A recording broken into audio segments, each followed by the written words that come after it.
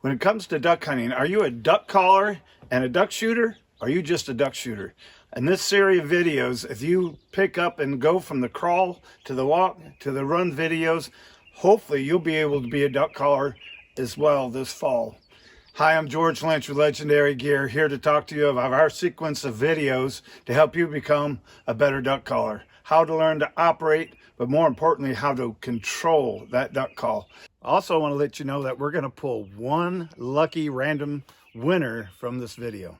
In a series of hunting shows that we did this past winter, I was really surprised at the amount of people that came up that either they were just getting into hunting, they've been hunting for a couple years, even guys who've been hunting for a long time still had not understand the knowledge or learned to control a duck call.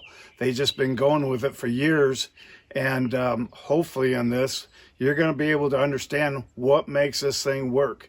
It's very important. It's just like with the shotgun. When you're out there shooting shotgun, you're practicing, you're shooting, that shotgun becomes an extension of your arm. This duck call needs to become an extension of your body as well. Learn to know that duck call, learn to how it operates. The call I'm using is our nosedive duck call, double redesign. I love this call. Out of 25 plus years of designing calls, the nosedive I consider is probably the most universal, versatile duck call in the market. It's there for the advanced, the professional, but it's great for the beginner. And probably one of my tips to help out someone, we look at price of duck calls, and a lot of guys will buy the lower, the cheaper end of duck calls. They'll get with those, and just like everyone else, they end up with a drawer full of duck calls. Get you a good instrument, one that you can afford. Learn to practice with that, and I guarantee you'll become better. Running a duck call basically is three criteria: is the mouth and the hand positioning, to the tongue positioning and the tongue, the use of the tongue, and air pressure. Learning to control that pressure.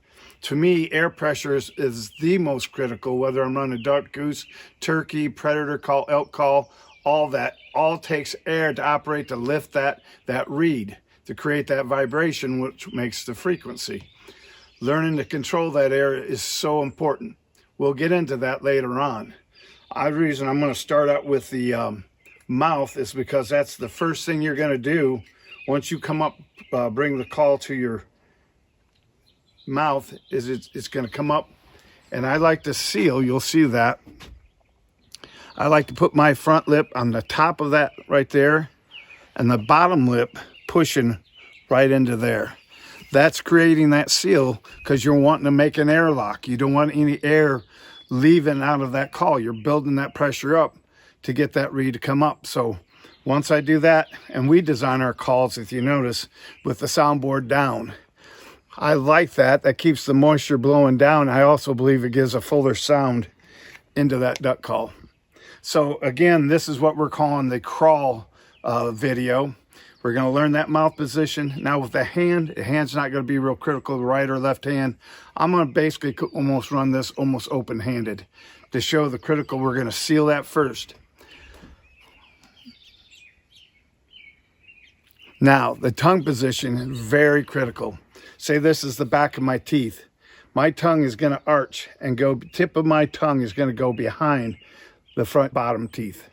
And what's critical about that is that when I'm pushing my air as it comes up, if you're bringing the arch of your tongue up to cut that note off, you're actually putting your pressure point here, and you'll get what I call a lazy tongue, and the tip will fall away from the back. What it does, it allows air to sink down between the tip of the tongue and the back of your teeth. Now what happens, that air gauge, when you bust that open and all of a sudden it loses pressure, the reed starts coming down with air coming forward, you'll lock that duck call up. It's what we call airlock.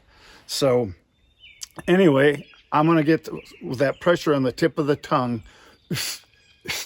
I'm actually putting all that pressure right at the tip to push that air forward. Now we're getting to talk about the air. The old timer said it takes that old good guttural sound into that duck call. Let me tell you how the anatomy works. Any sound that comes from your gut goes out the south end. It's air into your diaphragm. The muscles push that in. When you suck in a bunch of air and hold it, that diaphragm pushes that air up. Right here at the base is where my air stops. And I call that the push point. You understand what that is. tip of the tongue behind there. And what I'm doing, the vibration, any guttural sound that I get is the vibration of the larynx, not from the stomach, but from the larynx. By presenting my air, I'll put it into the back of the call, tip of the tongue. Remember, the pressure is going to the tip, not to the arch.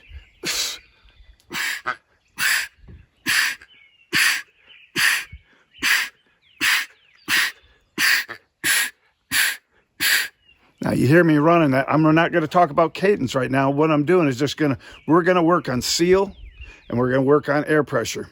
So a great exercise that I have for this is the same thing that I have on the goose call. It works out for you guys starting out. Get that seal, and it's going to take you time, see, because each call is different. You're going to have to learn that call, know that call. So learn how the air goes into it, how much you can give, what little air you can, but control that air. I want to keep that note going. I'm going to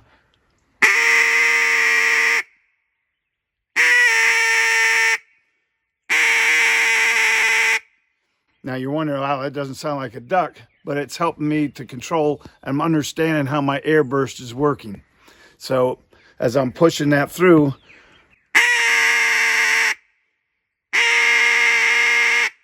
now you hear that air is stopping right away. I'm stopping my air and putting that tongue pressure right against my lips and sealing that off, kind of pinching that off. What you don't want to do, and this is the biggest mistake that I hear a lot of guys who are just getting into duck calling or haven't been taught, they burst that air and then they drop their air off. So it's, and that's not what we want to do. We want to be able to control that air, get it in there right here.